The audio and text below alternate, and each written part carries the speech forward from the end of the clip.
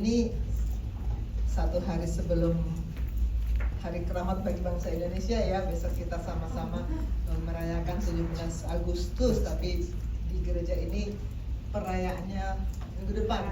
Kalau di Jakarta besok ada rame-rame itu. Kita masih dalam tema besar sepanjang tahun 2026 ini, yaitu Pursuing the Truth. Dan untuk hari ini saya akan membawakan salah satu subtema dari Pursuing the Truth, yaitu Pursuing True Worship, mengejar ibadah di dalam standar Allah, mengejar ibadah yang berkenan kepada Allah. Iya.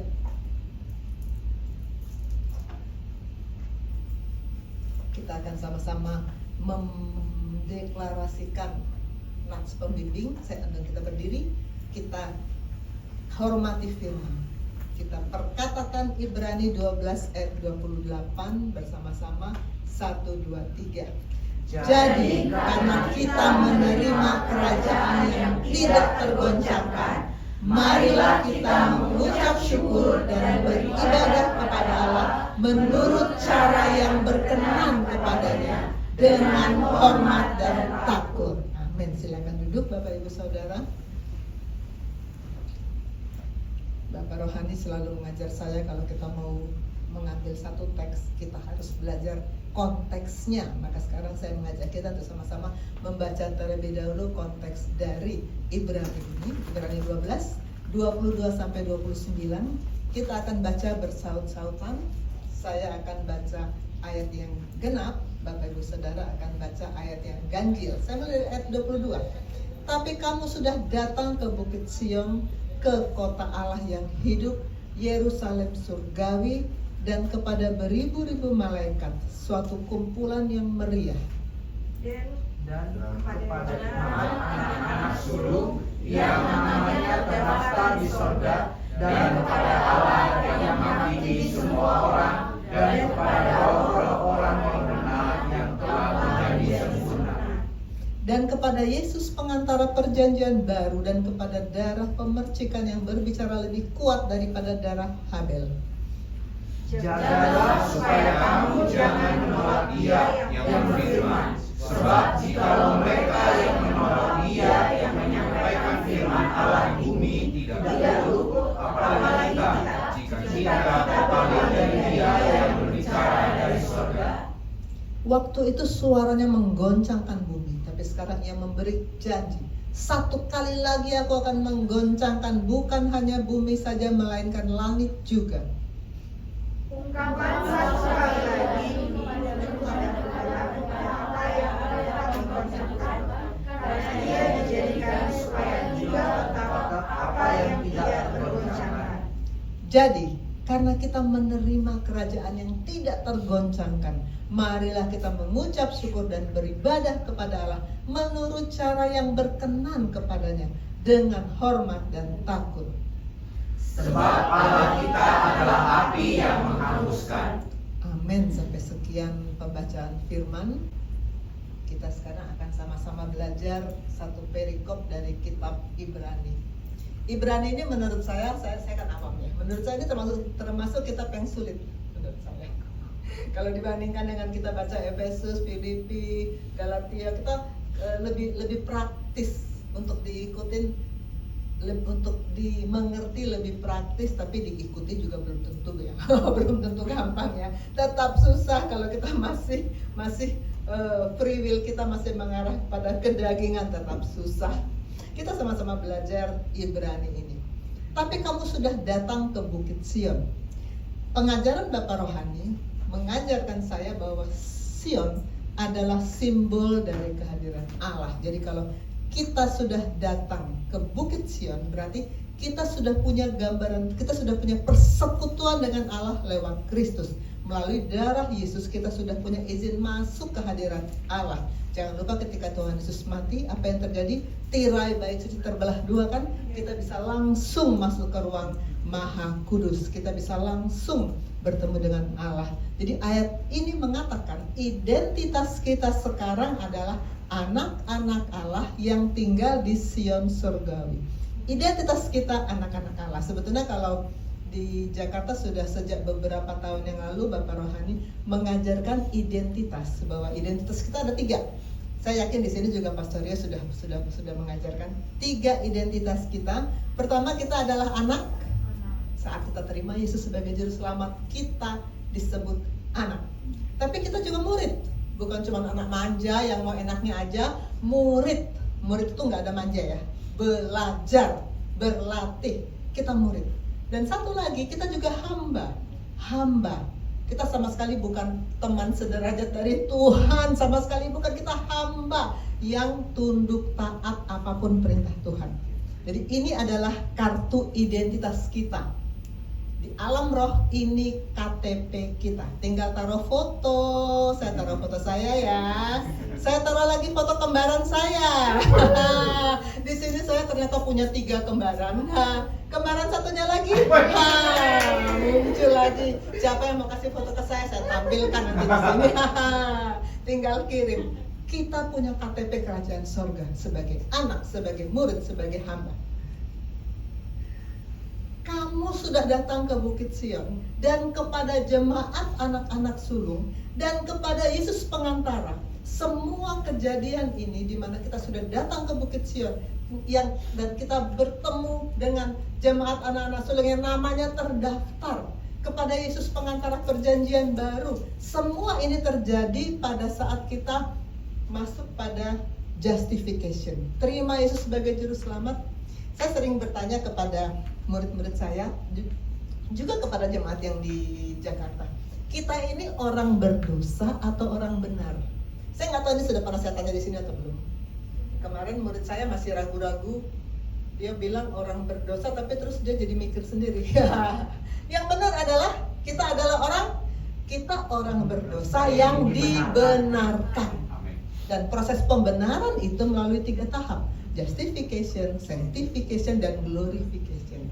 Pada pembenaran tahap pertama, pada justification, kita mengalami ayat 22, 23, 24 tadi. Itu terjadi pada pembenaran tahap pertama, pada justification. Kita sudah datang ke Bukit Sion. Identitas kita adalah anak Allah, murid Allah, dan hamba Allah. Tinggal taruh apa tadi? Foto. baru 3 orang loh yang ngasih foto ke saya. Ini adalah pengajaran Bapak Rohani yang sangat saya nggak tahu apa ini pohon ini sampai di Bali. mungkin belum. Ini Bapak Rohani yang kasih ke saya gambar pohon ini, baru saya ajarkan ke jemaat di Gisim Jakarta. Pokok ini adalah the truth. The truth itu adalah Tuhan, pribadi Allah, firman Allah. Itu the truth, pokok. Sebetulnya ini mirip-mirip dengan Yohanes 15 ya. Terima kasih Pastor. Padahal sebetulnya di kantong yang tadi saya bawa ada, cuman ini the truth. Pribadi Allah, firman Allah. Kalau kita lahir baru, kalau kita lahir dari the truth, maka kita menjadi ranting. Di Yohanes 15 kan, Bapakku pengusaha, aku pokok anggur, kamu ranting-ranting. Kalau kita ranting, maka semua nutrisi yang ditarik oleh akar akan mengalir ke kita. Dan kalau kita ranting, maka kita adalah righteousness. Saya akan tampilkan ini slide-nya Pastor Rio waktu kita di retreat Jakarta. Pastor Rio mengatakan bahwa di dalam Alkitab, kebenaran, kita kan sedang mengejar kebenaran, pursuing the truth. Kebenaran itu sering diterjemahkan diistilahkan dalam 2 istilah, aletheia atau dan dikaisuno. Aletheia adalah the truth, pribadi Allah dan firman-Nya. Sedangkan dikaisuno adalah yang melakukan kebenaran itu. Ini saya baca dari tulisan pakar. Aletheia, kebenaran, bicara tentang apa yang benar, pribadi Kristus. Yohanes berapa tuh yang Tuhan Yesus bilang, akulah jalan dan kebenaran dan hidup. Ada yang hafal? Nanti muncul. Sedangkan di Kaisuna adalah bicara tentang hidup yang benar. Kita harus hidup sama seperti Kristus telah hidup. Itu di surat Yohanes tuh. Yohanes lagi. Memang dia sangat-sangat passionnya di sini, di kebenaran. Di mana tadi? Yohanes 14 ayat 6, Yohanes berkata, akulah kebenaran. 1 Yohanes 2 ayat 6, Yohanes berkata, kalau kita mengatakan kita di dalam Dia, kita wajib hidup sama seperti Kristus telah hidup. Di Kaisun, righteousness. Hidup kita harus hidup yang sama dengan Kristus. Itu kebenaran. Dan itu akan nih ya, kalau kita lihat di sini, kalau kita lahir muncul dari the truth, maka kita akan memunculkan carang-carang dari kita. Apa ini? Kasih, sukacita, buah roh. Dan ini apa? Ibadah. Jadi ibadah itu hanya akan muncul, hanya akan lahir kalau kita hidup dalam righteousness, hidup dalam kebenaran. Kalau saya pelayanan pribadi dengan murid-murid saya guru, saya punya murid yang tiap 2,5 bulan bertukar moral. Saya selalu panggil mereka pelayanan pribadi kalau mereka Nasrani. Saya selalu, dan mereka suka cerita, dokter saya pelayanan di gereja. Oh, pelayanan apa? Ada yang main musik, ada yang singers, ada yang usher, macam-macam pelayanan. Saya pelayan. Terus saya tanya, kamu baca Alkitab tiap hari, kamu baca firman tiap hari, kamu bersekutu dengan Tuhan tiap hari? Hampir semua, atau saya lebih tepatnya bilang semua menjawab, tidak dokter. Saya kan koas kan sibuk. Karena kesibukan yang luar biasa, saya nggak ada waktu untuk baca firman. Maka saya bilang, aktivitas kamu yang kamu kira pelayanan, yang kamu kira ibadah, kalau tidak lahir dari righteousness, kalau tidak muncul dan carang ini harus dari the truth, lahir baru dulu, menghidup dalam kebenaran, baru menghasilkan ibadah, baru menghasilkan pelayanan. Kalau tidak, itu cuma aktivitas biasa. Sama saja dengan kita datang ke pasien, periksa pasien, atau kalau bidangnya lain atlet, sama saja dengan atlet berlomba apa segala dalam bidangnya, sama saja. Kalau tidak lahir dari the truth.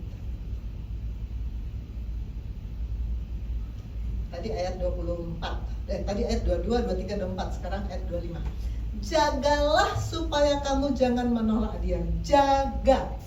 Jaga itu nggak bisa santai-santai, nggak bisa sambil saya mau menjaga. Saya ada beberapa kegiatan kemarin sih, saya menayangkan foto saya sedang mengeluarkan nanah dari liver seorang pasien. Lalu koas saya suruh pegang probe-nya, alatnya pegang. Jaga ya, jangan goyang. Kalau goyang itu jarum bisa bergeser menusuk bagian lever yang sehat. Menjaga itu nggak bisa main-main, nggak bisa nyambi-nyambi. Khusus kita fokus menjaga. Jaga ya supaya kamu jangan menolak Dia yang berfirman. Jaga. Nanti kita lalu bilang begini, kapan saya menolak firman? Saya nggak pernah menolak firman kok. Saya tiap hari Minggu datang ke gereja, nggak pernah saya menolak firman. Apa arti menolak firman? 1, tidak mau mendengarkan firman. Saya dengar kok. Saya sering melihat pemandangan seperti ini di gereja. Di gereja itu kan ada tempat, dan khususnya saya bicara murid-murid saya, yang paling enak ngomongin murid-murid saya karena mereka tidak terhubung dengan sini kan. Ada tempat duduk kayak begini. Nah, di samping sini biasanya yang tugas pelayanan, singers apa gitu. Jadi yang duduk di sini sangat bisa melihat kegiatan yang di sini. Talita suka lapor sama saya, Mama tadi kooseng itu sepanjang ibadah buka-buka chatting. Kelihatannya seperti mendengar firman, tapi kegiatannya ini menolak firman. Firman datang dia nggak mau dengar. Ini menolak firman. Definisi menolak firman, 1, tidak mau mendengarkan firman. Sibuk-sibuk dengan makanya saya selalu bilang sama murid-murid saya, mulai masuk ibadah, matikan semua koneksi. Saya tetap pakai smartphone untuk apa? Untuk memotret layar dan untuk mencatat khotbah. Jadi kalau saya bilang smartphone harus disetrap masuk lemari, ya jangan, kita pakai kok teknologi, tapi matikan koneksi dan silent. Jangan nanti ada orang dari luar kering, wih, silent dan matikan koneksi. Smartphone hanya untuk memotret layar dari khotbah dan mencatat apa-apa yang Tuhan bilang melalui khotbah itu. Bukan ini. Kedua, sengaja mengabaikan firman Tuhan. Kapan sih kita mengabaikan firman Tuhan? Saya kalau dalam profesi saya sebagai dokter, saya kan kalau visit pasien, seringkali pasien, dokter, saya cemas, saya takut mati, saya takut. Saya belum lama visit pasien orang Manado. Dokter, suster datang untuk rekam jantung aja, saya sudah langsung berdebar-debar luar biasa, keringat dingin. Kalau kita bilang, oh ya Pak, nanti ada obatnya, itu apa yang kita lakukan? Tidak mau, kita sengaja mengabaikan firman.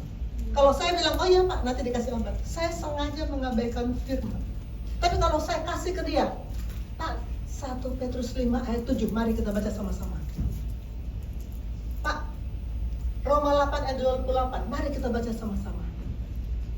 Firman akan datang. Dan kalau dia respon, dia akan ditolong. Itu yang namanya tidak menolak firman. Tapi kalau kita pura-pura, nanti, itu kan saya kan bukan pendeta.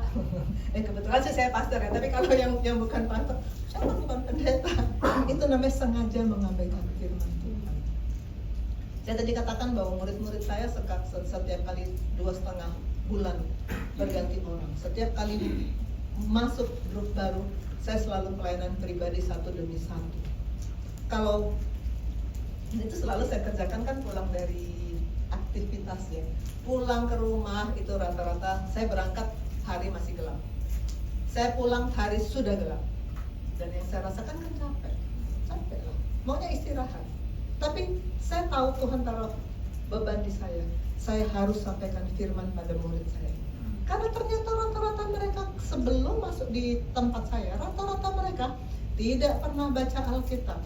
Jarang sekali ke gereja. Sebagian tidak tahu apa itu lahir baru. Sebagian tahu tapi lahir baru saya tiap hari lahir baru. Saya tiap hari mengundang Tuhan Yesus, dokter. Bukan dengan pemahaman yang benar. Tuhan bilang apa dalam amanat agung? Ajarlah mereka melakukan segala sesuatu yang kuperintahkan kepadanya. Kita harus melakukan itu. Itu namanya tidak menolak firman. Ayat 26. Waktu itu suaranya menggoncangkan bumi, tapi sekarang yang memberi janji, aku akan menggoncangkan 1 kali lagi. Kapan sih Tuhan menggoncangkan bumi? Kalau saya baca di Perjanjian Lama, itu terjadi ketika dia memberikan 10 hukum Taurat kepada Musa di Gunung Sinai. Itu terjadi goncangan yang bergetar hebat, dikatakan di Keluaran 19 ayat 18. Itu akan terjadi lagi. Kapan? Pada penghakiman terakhir, pada akhir zaman. The King is coming. Kapan? Nggak ada yang tahu. Nggak ada yang tahu kapan Tuhan Yesus datang kedua kalinya untuk menghakimi. Dan Alkitab menulis, berbahagialah hamba yang mengerjakan tugas tuannya saat tuannya datang. Kalau tuannya datang kita tahu-tahu sedang ngapain, santai-santai, sedang mengerjakan hobi kita. Apalagi kalau kita sedang mengikuti keinginan daging kita. Tuhan Yesus datang, apa yang terjadi dengan kita? Berbahagialah hamba yang mengerjakan tugas dari tuannya ketika tuannya datang. Kita sadari lagi sekarang, the King is coming. Ayat 27.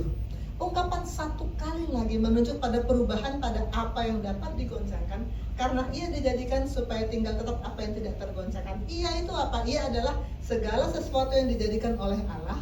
Ada yang bisa digoncangkan, bumi, langit, kerajaan dunia, sistem tubuh, bahkan tubuh kita, semua bisa digoncangkan. Yang supaya apa? Supaya apa? Bisa digoncangkan, supaya tinggal tetap apa yang tidak tergoncangkan, yaitu kerajaan Allah. Karena itulah kemudian di ayat berikutnya, jadi karena kita menerima kerajaan yang tidak tergoncangkan itu, semua akan lenyap. Bumi ini sedang berjalan menuju kehancuran. Hidup sekarang semakin susah kan? Semakin enggak, aduh, kalau semua semakin sulit. Memang bumi sedang berjalan menuju kehancuran. Memang kita yang tidak tergoncangkan. Karena itu, karena kita tidak tergoncangkan, maka marilah kita mengucap syukur dan beribadah dengan cara yang berkenan. Pertama, mengucap syukur. Coba kita introspeksi. Kalau kita doa, kebanyakan isinya mengucap syukur atau mengeluh. Tuhan, kenapa harus begini? Tuhan, mengapa harus terjadi? Tuhan, sulit. Kebanyakan kan mengeluh kan. Saya setiap hari kan ketemu dengan pasien. Hampir semua pasien itu mengeluh. Emang enak mendengar keluhan. Betapa senangnya kalau pasien bilang begini, dokter masih terasa sih sakitnya, tapi jauh lebih bagus dari kemarin. Seneng loh kalau bilang begitu. Kita bilang sama Tuhan, Tuhan, saya sedang belajar bersyukur. Saya belum cerita sama Pastor Dia kemarin. Saya, ini bukan laptop saya, ini laptop Talita. Saya punya laptop running well. Saya pakai tiap hari, sangat saya pakai karena semua kerjaan saya di laptop. Pekerjaan dalam beberapa bulan, bahkan dalam tahun di laptop. Hari Kamis kemarin, pagi-pagi semuanya berjalan dengan baik. Saya jalan dari rumah, di mobil, sementara perjalanan ke rumah sakit, saya selalu kerja dengan laptop. Karena kerjaan saya kan banyak banget. Semua selalu saya kerjakan dimanapun saya bisa duduk, selalu laptop itu ada di pangkuan saya, selalu saya. Tiba-tiba ketika dari rumah sakit A ke rumah sakit B, laptopnya kok tidak, laptopnya hidup tapi black screen. Aduh, ini kenapa? Saya pikir mudah-mudahan ini nanti sampai di rumah sakit murid saya suruh cek, mudah-mudahan dia bisa klik hidup. Ternyata sampai dibawa ke service center di Kelapa Gading pun tidak bisa diselamatkan. Bayangkan, semua pekerjaan saya terkubur di situ, termasuk bahan sharing yang hari ini terkubur di situ. Luar biasa. Kalau saya mau mengeluh saya nangis. Tapi saya bilang apa sama Tuhan? Tuhan pasti kasih kekuatan, kemampuan untuk saya mulai dari awal lagi untuk semua pekerjaan yang sudah terkubur di laptop.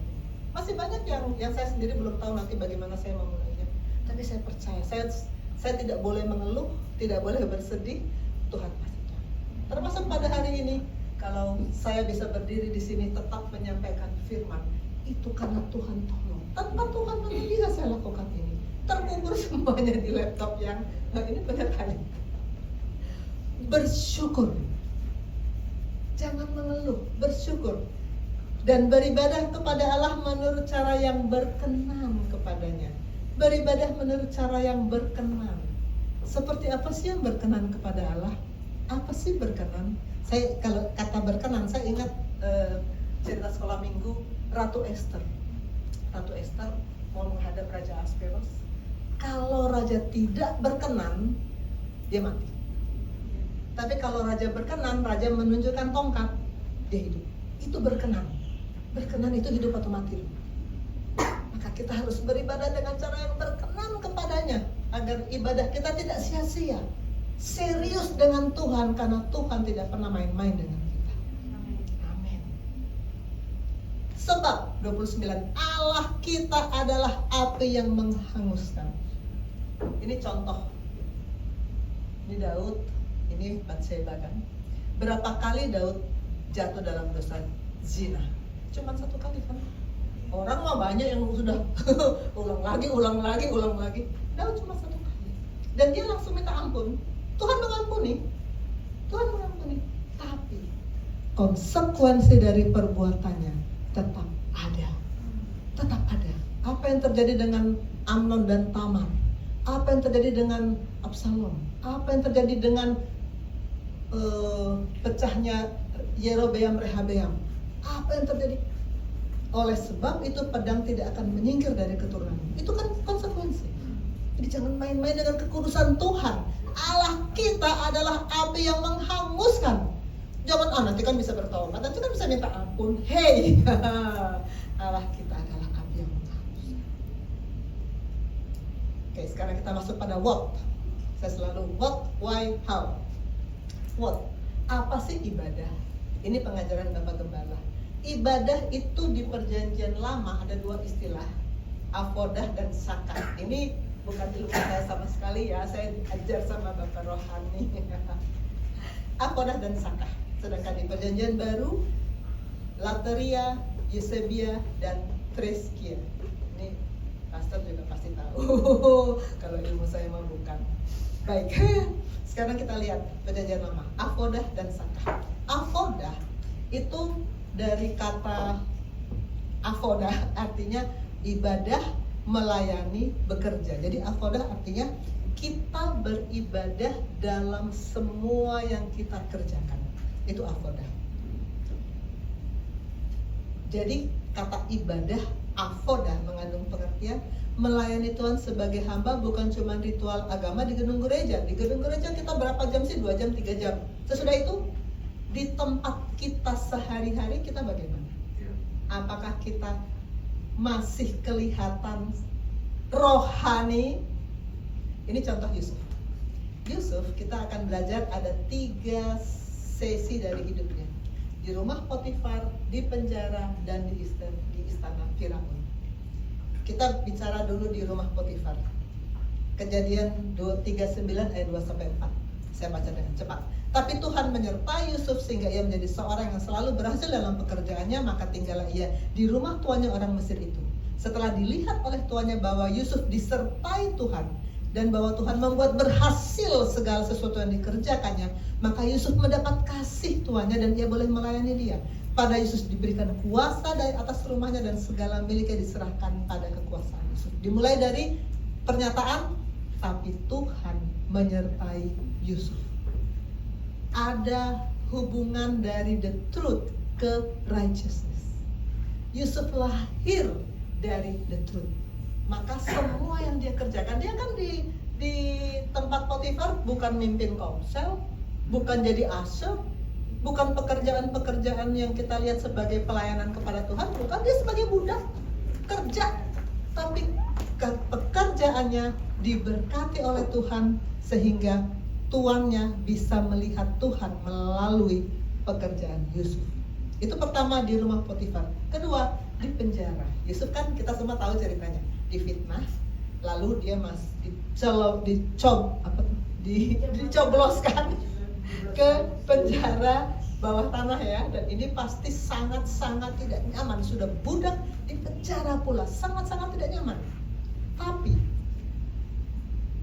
Kejadian 39 21-23 dimulai lagi dengan kata tapi Tuhan menyertai Yusuf dan melimpahkan kasih setianya kepadanya dan membuat Yusuf menjadi kesayangan bagi kepala penjara itu. Saya langsung kepada yang ke kalimat terakhir, karena Tuhan menyertai dia dan apa yang dikerjakannya dibuat Tuhan berhasil.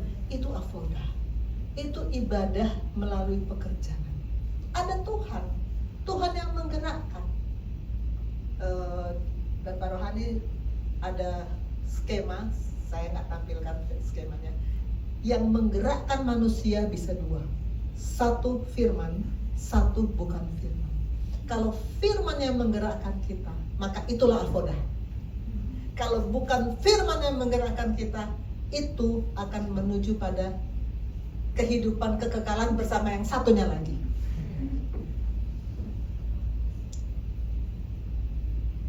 Terakhir, episode kehidupan Yusuf di istana Firaun.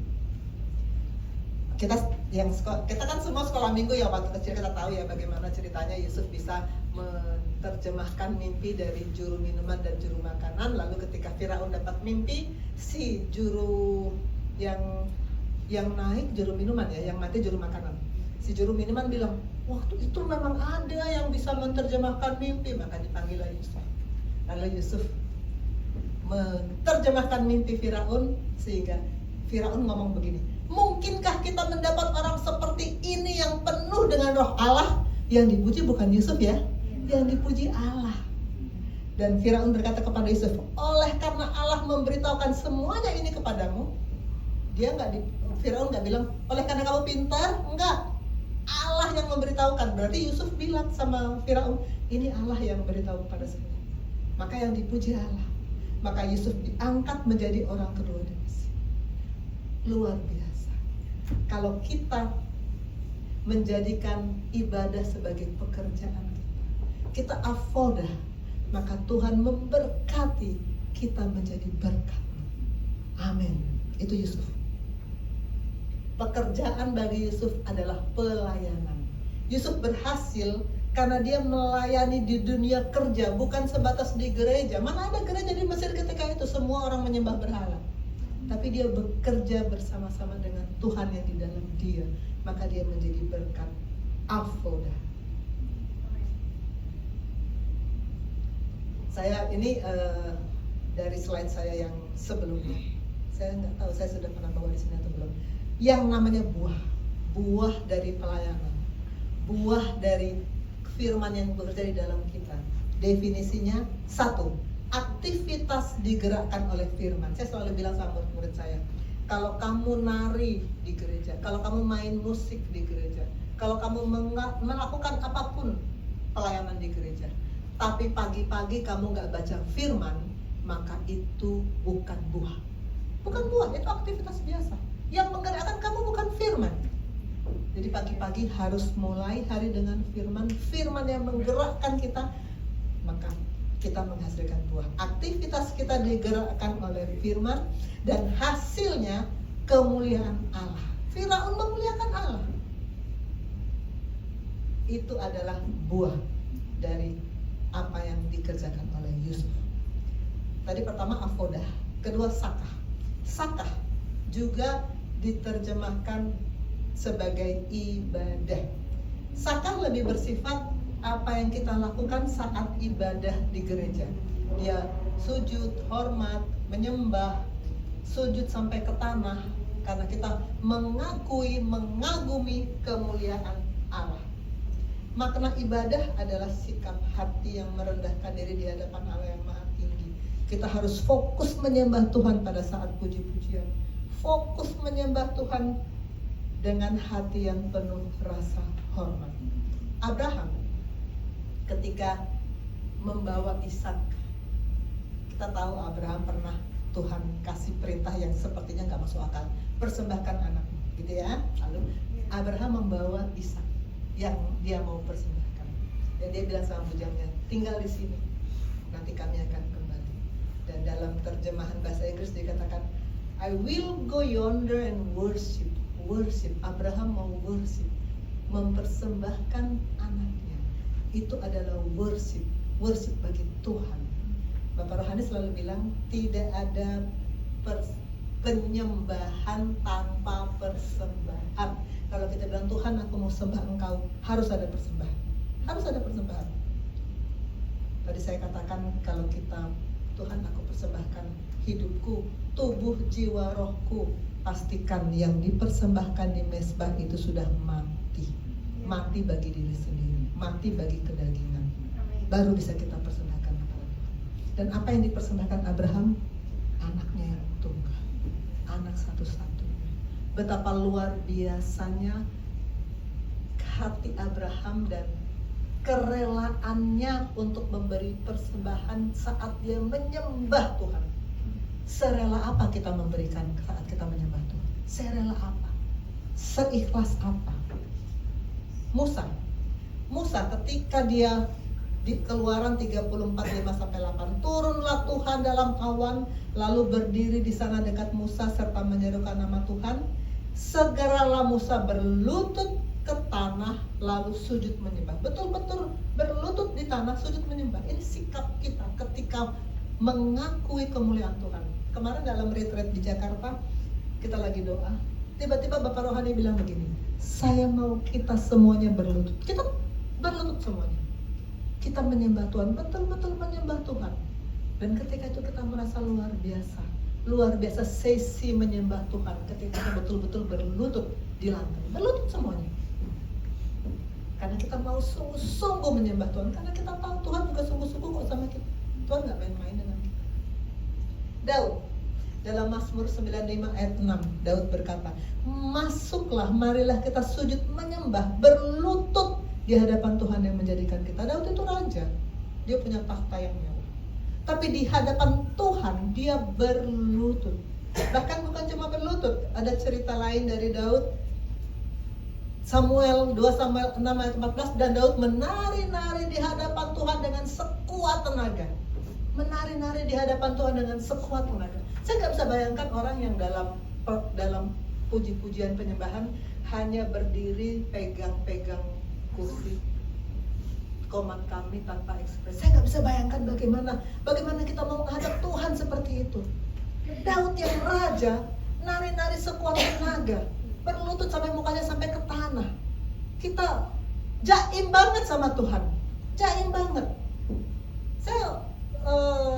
Saya suka perhatikan murid-murid saya. Saya selalu bersuka cita kalau ada yang mulai dengan mau membuka diri untuk bertepuk tangan, untuk angkat tangan, untuk memuji Tuhan.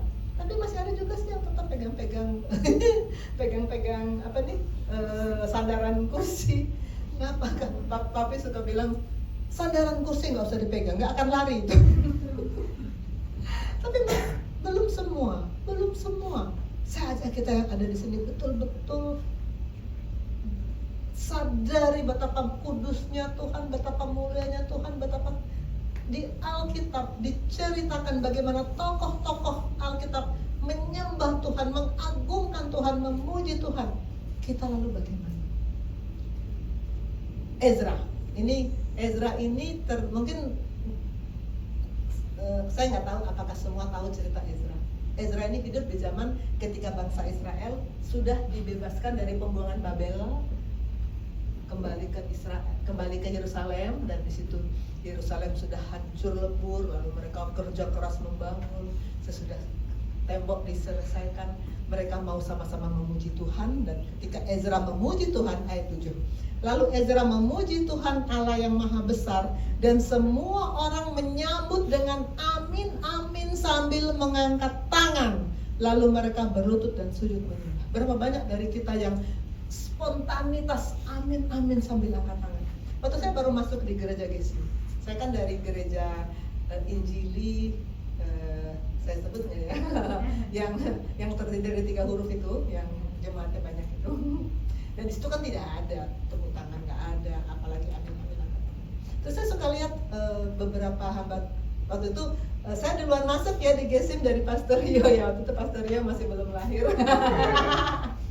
Saya duluan masuk, saya melihat Pastor Jerry sering sekali amin. Terus saya nanya langsung ke Bapak Yosef. Saya kan memang mau belajar, memang saya langsung tanya, Bapak kenapa sih Pastor Jerry angkat-angkat tangan amin. Lalu Bapak Rohani ngasih saya ayat ini. Ini memang terjadi. Kalau ketika dibacakan gulungan kitab itu, bangsa Israel berdiri amin. Itu respon karena kita sungguh-sungguh mau mengatakan iya amin. Kita sungguh-sungguh mau merespon firman. Malu pasti ada yang gitu ya, aku nggak biasa malu. Apa kata firman? Sebab barang siapa malu karena aku dan karena perkataanku, anak manusia juga akan malu karena orang itu apabila ia datang kelak dalam kemuliaannya, dalam kemuliaan Bapa dan malaikat-malaikat kudus. Kita malu, Tuhan juga nanti malu mengakui kita. Jangan malu lagi ya. Saya sendiri sekarang kalau ada khotbah kata-katanya menegur roh saya langsung angkat tangan amin. Ya, biasakan. Pernah saya ikut ibadah yang dari Pastor Jonathan David di Basilia Church ya, di daerah-daerah di mana itu ya? BSD. Nah, waktu itu pesertanya dari berbagai gereja kan, banyak. Dan sepanjang khotbah Pastor Jonathan David, sepanjang khotbah semua angkat tangan amin, luar biasa, hidup sekali. Saya bilang, aduh, ini memang apostolik banget. Ini memang kan Bapak Jonathan David kan memang gerakannya memang luar biasa. Aduh, memang seperti ini rupanya yang diikuti oleh Pastor Jerry, oleh Bapak Rohani. Hidup sekali. Dan pasti kita akan belajar seperti itu ya. Belajar untuk ibadah yang berkenan seperti yang Tuhan contohkan di firman-Nya. Jangan katakan malu, nanti dia juga malu sama kita. Sekarang yang tadi kita bicara di perjanjian lama ada Avodah, ada Syakah. Sekarang di perjanjian baru ada 3, Lateria, Eusebia, dan Treskia. Kita mulai dari Lateria. Lateria artinya melayani secara total tubuh, jiwa, dan roh. Sebetulnya ini mirip-mirip Avodah, tapi Avodah kan hanya bicara aku bekerja seperti ibadah. Tapi untuk Lateria lebih dispesifikasi tubuh, jiwa, dan roh diarahkan untuk melayani Tuhan. Roma 12 ayat 1. Karena itu saudara-saudara, demi kemurahan Allah aku menasihatkan kamu. Tadi ini lagu yang dipilih oleh kembaran saya. Supaya kamu mempersembahkan tubuhmu sebagai persembahan yang hidup, yang kudus, yang berkenan kepada Allah. Itu adalah ibadahmu yang sejati. Waktu saya baca ini pertama sekali baca, saya renungkan, kok supaya kamu mempersembahkan tubuhmu ya? Kok tubuh ya? Saya mikir, bukankah di Yohanes 6 ayat sekian Tuhan Yesus berkata, tubuh sama sekali gak berguna. Di kekekalan tubuh sama sekali gak berguna, gitu ya. Tapi kita disuruh persembahkan tubuh. Kenapa? Ya karena kita belum masuk di kekekalan, kan kita masih di sini. Dan ini firman ini ditujukan pada jemaat Roma yang Roma 1 ayat 7 mengatakan, kepada kamu sekalian yang tinggal di Roma yang dikasihi Allah, dipanggil dan dijadikan orang-orang kudus. Jadi mereka ini sudah menyerahkan rohnya selaras, justification, penyelarasan roh. Baru Tuhan bilang, saya gak mau kalau cuman rohmu, tubuhmu juga. Jangan kita bilang, yang penting hati saya untuk Tuhan. Kalau saya masih masih duniawi kan memang saya masih dalam daging. Enggak, Tuhan gak mau itu. Tuhan mau tubuh juga. Persembahkan tubuhmu. Dan ayat 12, berubahlah oleh pembaruan budimu. Budi itu tingkat jiwa. Manusia tadi dari tubuh, jiwa, dan roh. Roh kita sudah selaraskan, jiwa juga harus kita selaraskan. Kalau kita selaraskan jiwa kita, maka pikiran kita, perasaan kita, dan kehendak kita harus selaras dengan firman. Itu yang namanya berubahlah oleh pembaruan budimu. Sesudah itu, Tuhan gak mau kalau cuma sampai di pikiran, perasaan, kehendak. Tuhan mau tubuh kita, kelakuan kita persembahkan untuk kemuliaan Tuhan. Roh dikuduskan, tubuh dipersembahkan, jiwa dibaharui. Inilah Lateria. Inilah ibadah yang sejati. Inilah kita mempersembahkan tubuh kita sebagai persembahan yang hidup. Jangan tunggu sampai sakit-sakitan baru, sekarang kan saya masih kuat, masih muda, saya mau untuk saya dulu, nanti kalau sudah umur 60 ke atas baru saya cari Tuhan. Siapa yang tahu umur sampai mana. Tuhan mau sekarang, kalau selagi kita kuat, selagi kita hidup. Persembahan yang kudus.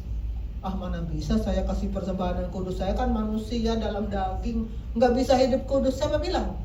Kita orang berdosa yang dibenarkan. Kalau kita sudah dibenarkan, kita bisa tidak melakukan dosa. Bisa. Melakukan dosa bisa nggak? Ya bisa juga. Kita punya free will.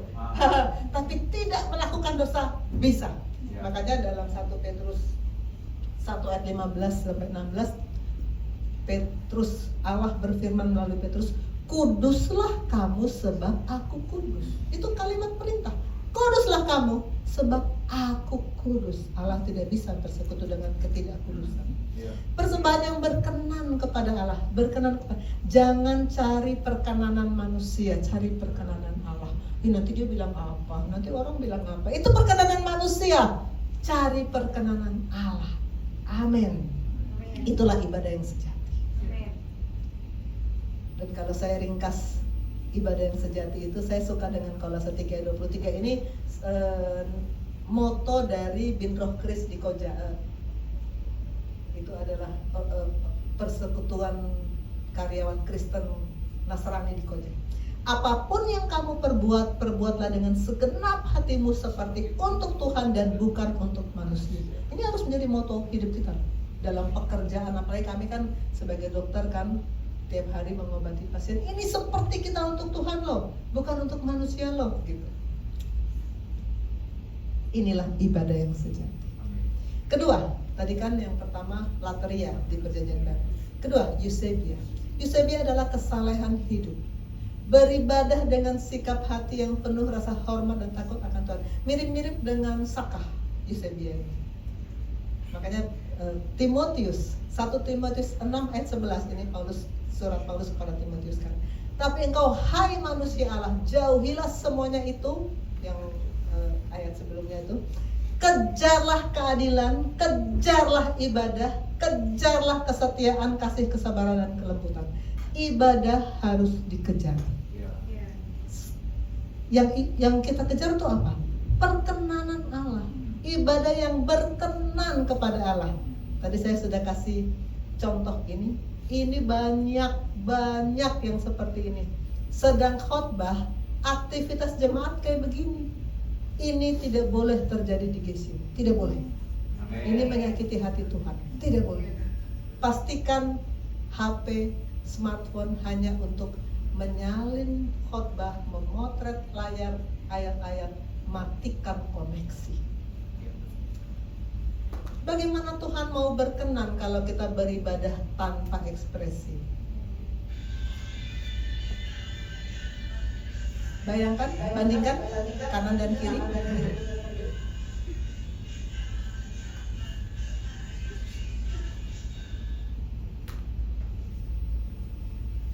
Ini kayaknya suara bocor. Dek, tolong.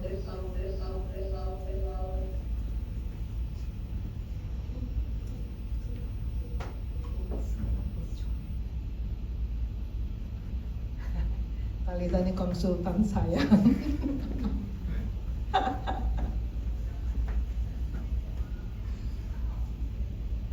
Bapak Rohani juga sering menegur kami di Jakarta kalau beribadah memuji Tuhan dengan ekspresi yang tidak akurat. Cuma nyanyi sih nyanyi tapi jangan berikan ekspresi yang seperti itu untuk Tuhan. Tuhan sudah memberikan hidupnya untuk kita. Berikan ekspresi yang terbaik untuk Tuhan. Amin. Di Mazmur 47 ayat 1. Hai segala bangsa, bertepuk tanganlah, elu-elukanlah Allah dengan sorak-sorai, maka jangan tak segan-segan tepuk tangan. Mazmur 134 ayat 2. Angkat tanganmu ke tempat kudus dan pujilah Tuhan, jangan segan-segan angkat tangan. Mazmur 149 ayat 3 berkata, biarlah mereka memuji-muji namanya dengan tari-tarian, bermazmur dengan rebana dan kecapi, jangan segan-segan menari untuk Tuhan. Bersyukur, jangan mengeluh. Tadi saya sudah cerita sedikit bagaimana saya mengalami bersyukur. Bersyukur, biarpun seperti ini kondisinya, tetap bersyukur. Tuhan tetap kasih kemampuan untuk mulai lagi dari awal.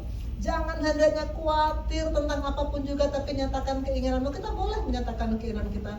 Keinginan kita kan kalau kita nyatakan, kita kan minta ini, minta itu ya.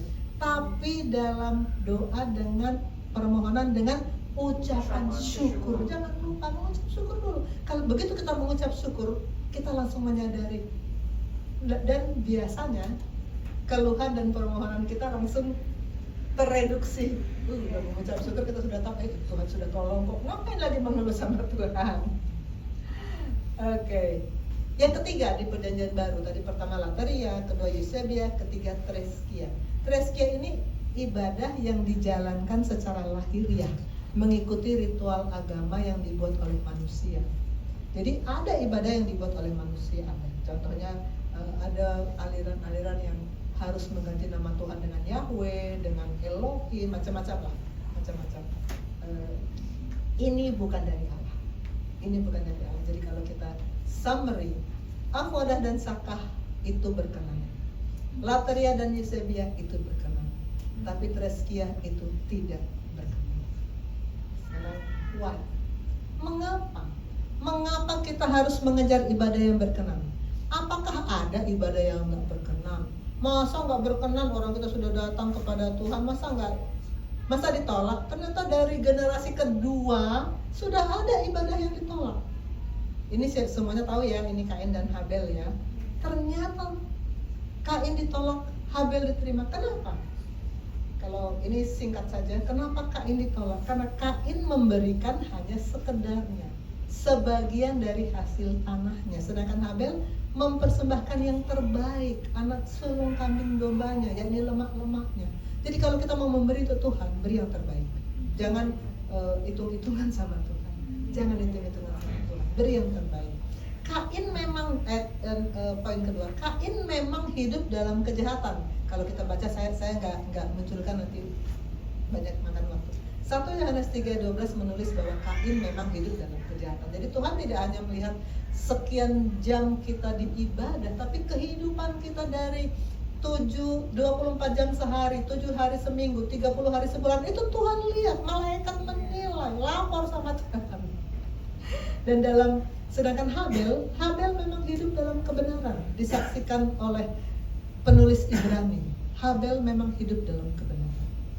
Dan yang ketiga, dalam persembahan Kain tidak ada kurban, tidak ada darah yang terkucur, sedangkan di persembahan Habel ada darah yang mengalir. Ini melambangkan pengorbanan Yesus 2000 tahun yang lalu yang membuat kita dibenarkan di hadapan Allah.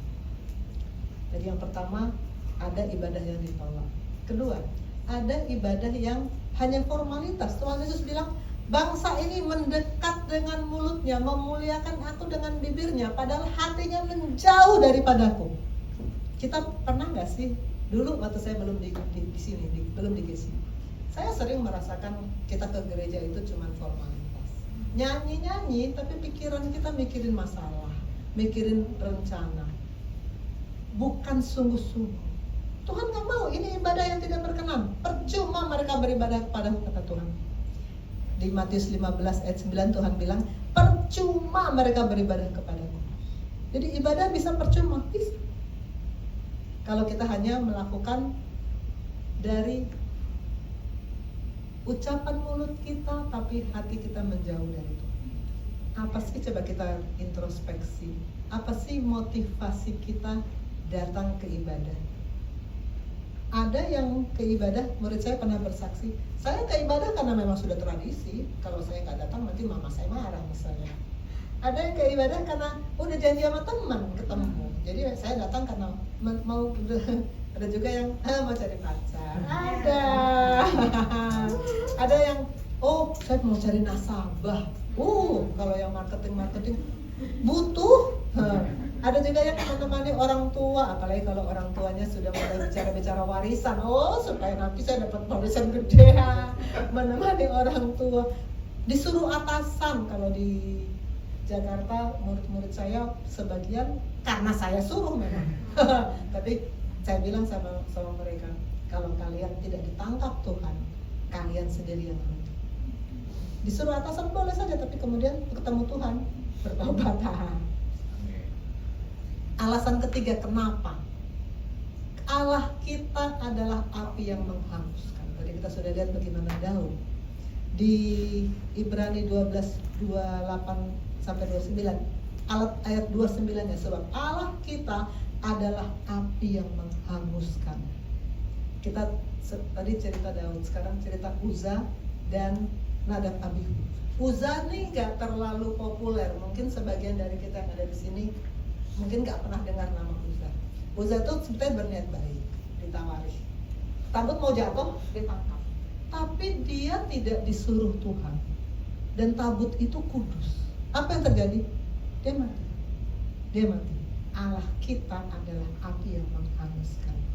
Nadab Abihu itu anak-anaknya Daud. Mereka posisinya sebetulnya sudah keren banget kan sebagai anak dari imam besar. Tapi mereka tidak menghargai Tuhan. Mereka mempersembahkan api yang asing yang tidak diperintahkan kepada mereka. Apa yang terjadi? Mati. Keluarlah api dari hadapan Tuhan menghanguskan keduanya sehingga mati dia. Allah kita adalah api yang menghanguskan. Jangan main-main dengan dosa. Jangan main-main dengan kekudusan. Kejarlah ibadah yang benar. Bagaimana cara mengejar ibadah yang benar? Ada 5 poin. 1. Hubungan dengan Allah dan sesama. 2. Kehidupan roh dan kebenaran. 3. Berlatih. 4. Disiplin. 5. Konsisten. Hubungan dengan Allah dan sesama. Jadi karena kita menerima kerajaan yang tidak tergoncangkan, marilah kita beribadah menurut cara yang berkenan kepada-Nya. Saat kita menerima kerajaan yang tidak tergoncangkan, saat itu terjadi hubungan. Itulah justification. Harus dimulai dari hubungan dulu. Ada hubungan dengan Allah. Dan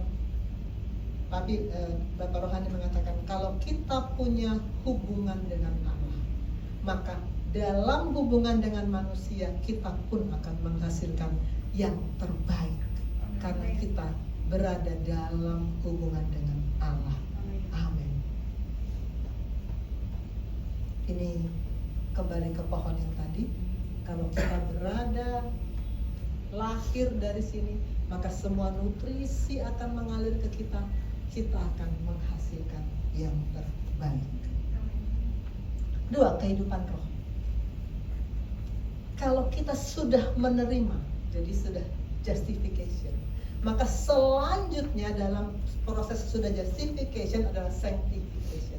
Selama sanctification itu adalah kehidupan roh yang harus menurut cara yang berkenan kepada Allah. Sanctification. Ada yang berkenan, ada ibadah yang tidak berkenan. Tadi kita sudah belajar. Ini sebetulnya bukan semata-mata masalah musik, masalah lagu, angkat tangan, tapi hati kita. Tuhan Yesus bilang kan, bangsa ini memuliakan aku dengan bibirnya, tapi hatinya menjauh daripada aku. Hati kita melekat nggak sama Tuhan? Inilah kehidupan roh. Selama sanctification, sekarang di Jakarta sedang topik sanctification. Kemarin part yang keempat, sekarang mungkin yang kelima. Sanctification, kehidupan roh. Kita harus beribadah menurut cara yang berkenan. Ketiga, berlatih. Latihlah dirimu beribadah. Ini pertulisan Paulus kepada Timotius. Latihlah dirimu beribadah. Kenapa ibadah harus dilatih? Karena tubuh sudah jatuh dalam dosa. Tubuh tidak mau. Harus dilatih, harus dipaksa, harus dimetastasis. Ada 3 latihan dasar. Latihan dasar ini pengajaran Bapak Rohani. 1 doa, 2 firman, 3 persekutuan. Latihan dasar ini akan mengubah kita dari bayi rohani menuju pada dewasa rohani. Dari bayi rohani menuju pada dewasa rohani. Bayi fisik pasti akan bertumbuh jadi dewasa fisik. Kalau tetap bayi sampai umur 20 tahun tetap bayi, bapak ibunya sama sekali tidak bergembira, berkabung. Tuhan juga gak mau kita hanya tetap bayi. Bagaimana bayi menjadi dewasa? Pertama, doa. Kalau kita masih bayi rohani, doa kita isinya, coba perhatikan apa yang kita ucapkan kalau doa. Tuhan, aku minta ini, minta itu. Tuhan, aku mau jalan ya Tuhan, lindungi di jalan. Tuhan, aku mau ujian ya Tuhan, tolong supaya berhasil. Tuhan, aku mau bertanding ya Tuhan, tolong supaya menang. Semua minta. Itu bayi rohani. Kalau isi doa kita hanya minta-minta, bayi rohani. Dewasa rohani menjadi mitra Tuhan. Tuhan mau aku lakukan apa untuk Tuhan hari ini? Tuhan, aku mau memuji Engkau karena Engkau luar biasa baik. Tuhan, dalam pilihan ini Tuhan mau yang mana. Itu mitra, bukan minta-minta, tapi jadilah mitra Tuhan. Firman, kalau kita bayi rohani, firman itu hanya dibaca saja. Banyak murid-murid saya yang belum tahu cara membaca firman. Baca aja udah, lalu udah, tetap aja hidupnya nggak berubah. Yang Tuhan mau adalah di Mazmur 1 ayat 2, yang merenungkan Taurat itu renungkan. Kalau baca Alkitab, ini Bapak Rohani mengajar saya, baca bersuara supaya telinga kita mendengar, Roh menulis di hati kita.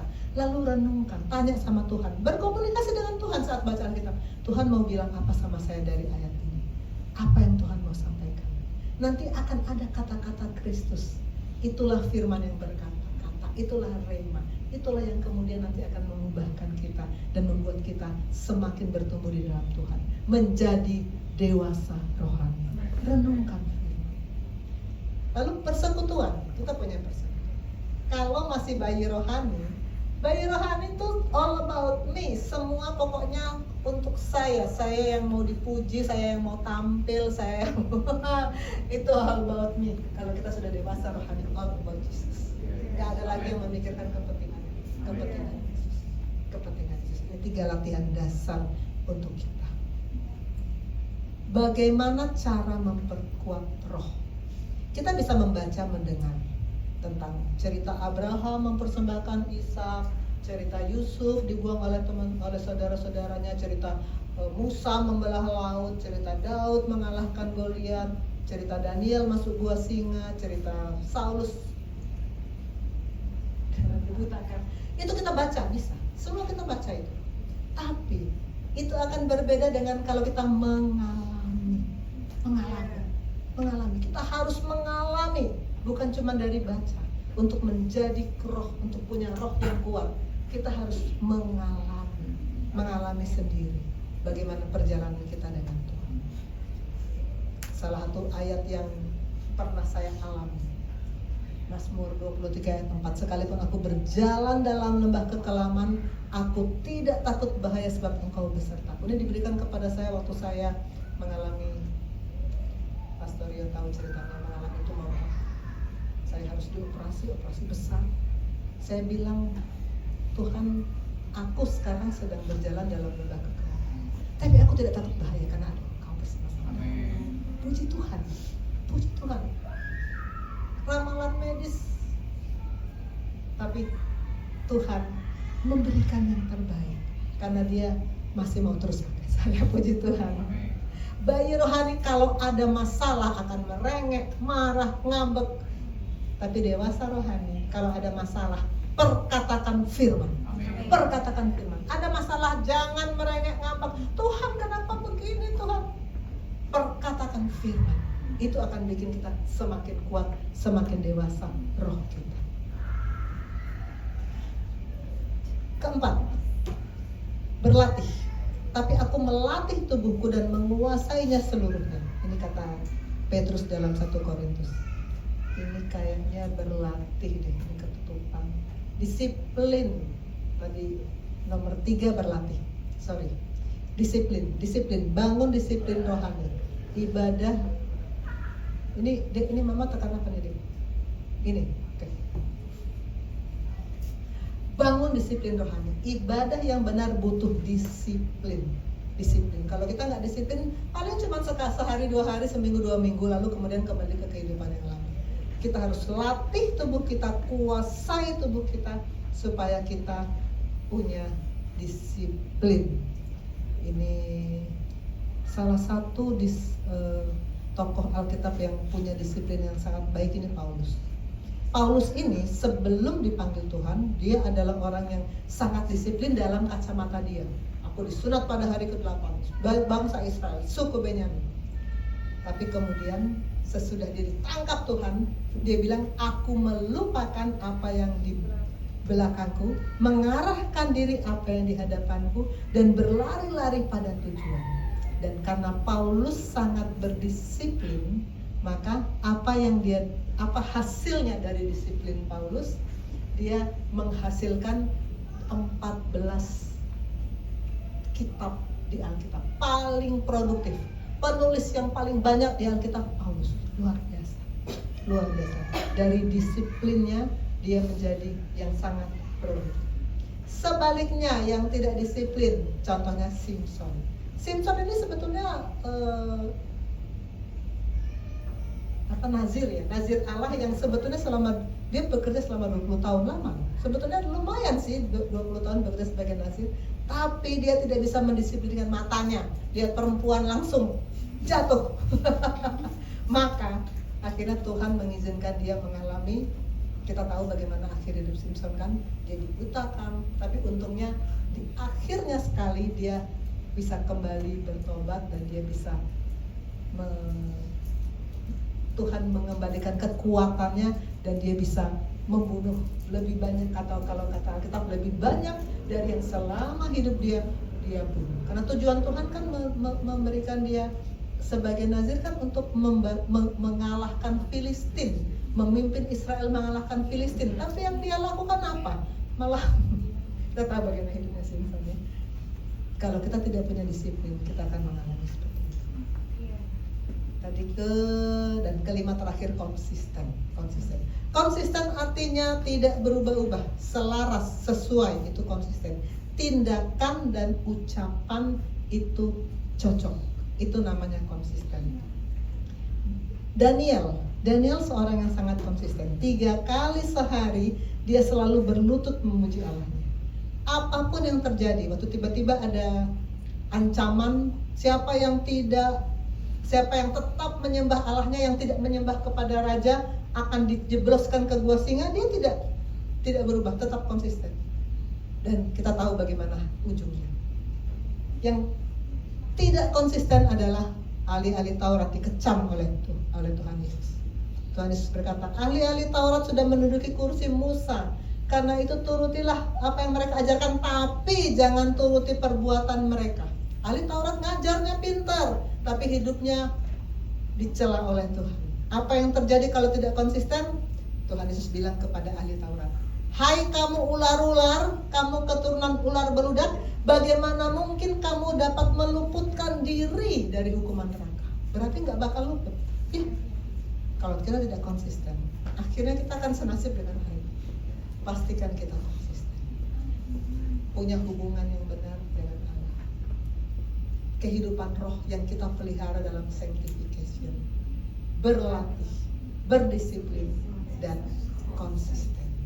Saya mengundang kembaran saya, PDP Susan, untuk, dan mohon pastor mengiringi. Kita akan menyanyikan lagu Basuh Aku Dalam Darahmu, tapi sedikit kata-katanya kita ubah karena judulnya Ibadah yang Berkenan. Silakan. Namun sebelumnya saya akan membuat konklusi, kesimpulan dari apa yang saya sampaikan. Untuk mengejar ibadah yang berkenan, kita harus punya hubungan dengan Allah, kita harus punya kehidupan roh, kita harus berlatih, kita harus disiplin, dan kita harus konsisten. Basuh aku dalam darahmu, anak domba.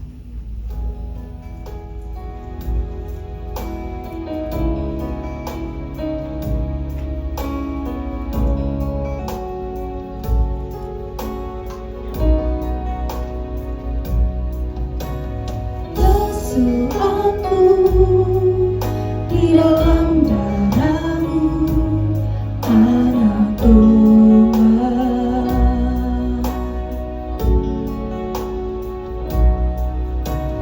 Jamah bibir, luruskan hatiku dengan rohmu.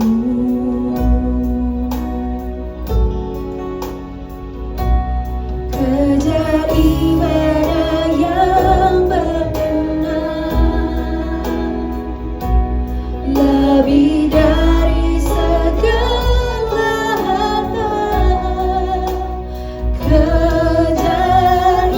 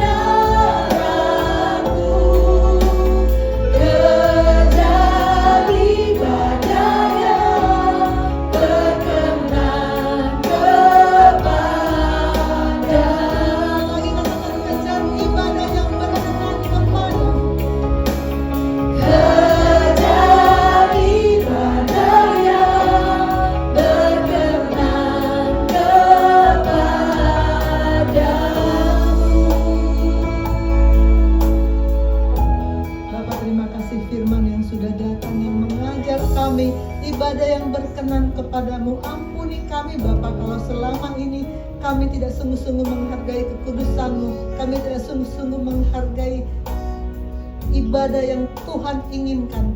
Ampuni kami Bapa, tolong kami bertobat, tolong kami berubah, tolong kami untuk mulai hari ini kami sungguh-sungguh mengejar ibadah yang berkenan kepadamu. Hidup kami afodah, semua yang kami lakukan adalah ibadah kami kepadamu. Ibadah kami sakah, kami sungguh-sungguh menghormati kekudusan Tuhan, karena Tuhan Engkau Maha Kudus.